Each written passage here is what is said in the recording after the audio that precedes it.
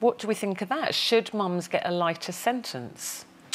Oh, no. No, I don't think so. Interesting, we put out a thing online asking people, viewers, should women who break the law be given a more lenient punishment? 90% said no.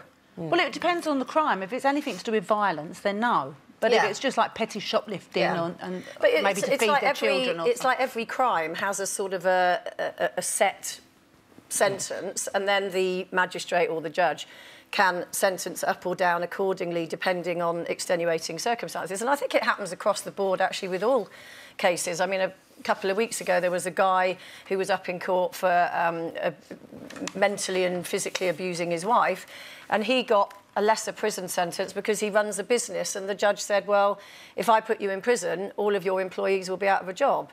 So it happens with both genders. But no, I don't particularly But isn't it the case that usually, actually the courts are usually harsher? A woman doing the same, committing the same crime as a man will often get a harsher sentence, and I think as a society we all tend to be more shocked when women commit a crime.